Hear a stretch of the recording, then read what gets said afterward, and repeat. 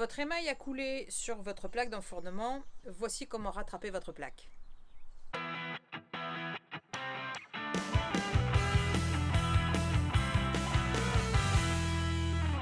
Parlons un peu des plaques d'enfournement. Donc déjà, je vous ai recommandé de toujours mettre de l'engobe de protection pour éviter justement qu'une pièce, donc un émail, ne puisse couler et abîmer votre plaque. Les plaques, ça coûte quand même très cher. Il faut en prendre soin et c'est très fragile. Donc déjà, première chose, on met toujours de l'engobe de protection pour les protéger. Maintenant, même en ayant mis de l'engobe, ou bien si vous n'en avez pas mis, c'est encore pire, si une coulure d'émail se pose sur votre plaque, on va vous montrer comment la retirer et pouvoir réutiliser votre plaque. Donc pour ça, j'ai mis Fred au travail et c'est lui qui va vous faire la démonstration. Bonjour, donc comme convenu, nous allons voir comment enlever une grosse coulure sur une plaque d'enfournement. Donc là, c'est pas une petite coulure, c'est vraiment une grosse coulure. Je ne sais pas ce qui s'est passé, mais c'est archi balèze. Je sais même pas si je vais pouvoir tout bien enlever, mais je vais du moins essayer et vous faire voir comment le faire du moins. Donc c'est aussi valable pour des toutes petites coulures, c'est souvent le cas en principe, parce que là c'est un peu exceptionnel. Et en même temps par la suite on va aussi couper cette plaque, parce que c'est une plaque qu'on a récupérée, donc qui est légèrement trop grande pour notre four, pour qu'il y ait assez d'air qui circule tout autour. Donc je vais enlever je pense 1 ou 2 cm de chaque côté pour pouvoir l'utiliser dans notre four actuel. Donc voilà. Donc avant de commencer, je vais vous présenter le matériel déjà, ce qu'il vous faut absolument avoir. Alors, vous avez le choix entre ce genre de matériel, c'est-à-dire une petite disqueuse, lapidaire, on peut appeler ça, ou tronçonneuse, métal. Donc et ça c'est un modèle, c'est le petit modèle, c'est-à-dire c'est des disques de 125 qui sont utilisés.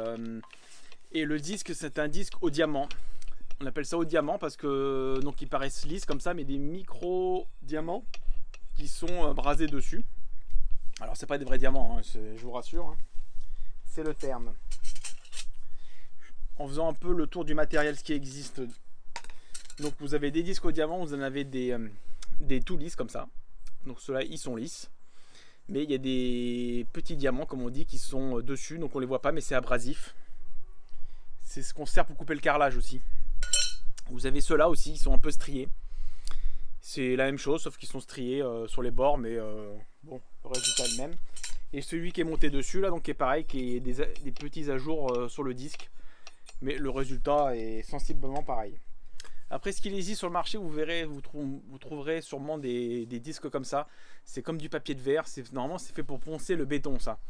Alors je vous le déconseille parce que sur les émaux, surtout les émaux de grès, l'émail est plus dur que le disque, donc il va tout se bouffer avant même d'attaquer l'émail. Donc ça c'est à proscrire, c'est pas la peine. Ça peut être utile pour des matières plus tendres.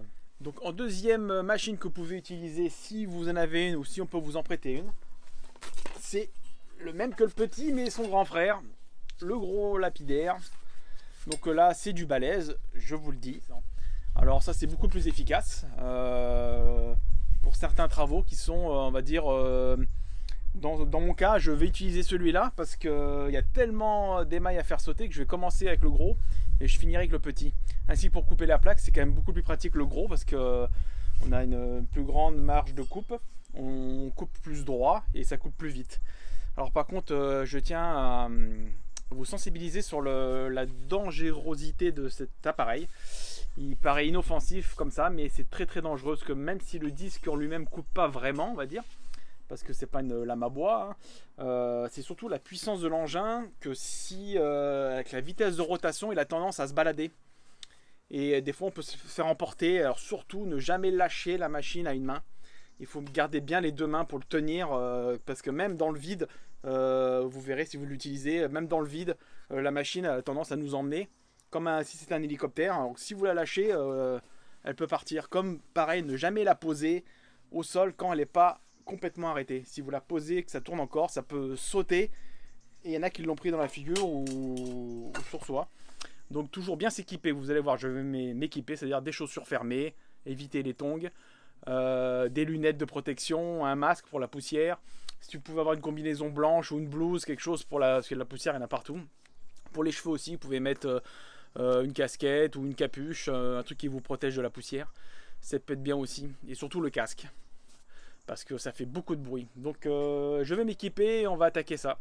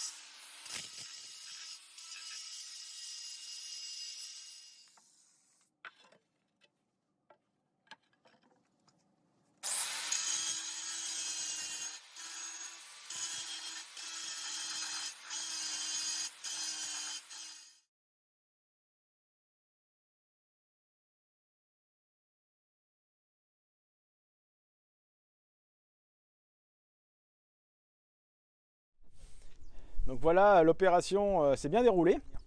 Bon là c'était le cas extrême, donc j'ai utilisé la grosse, hein.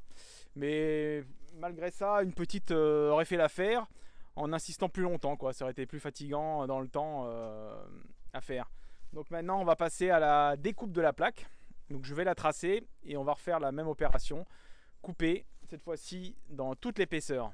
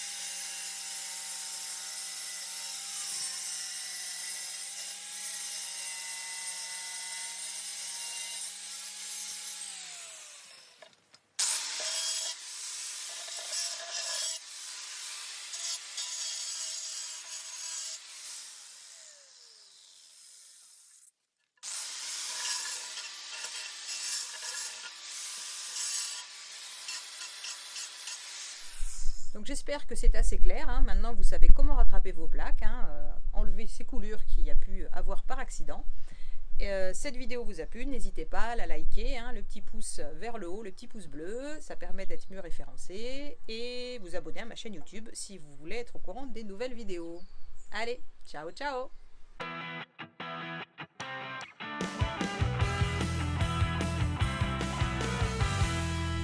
On sent pas un Télétubbies comme ça là, un peu?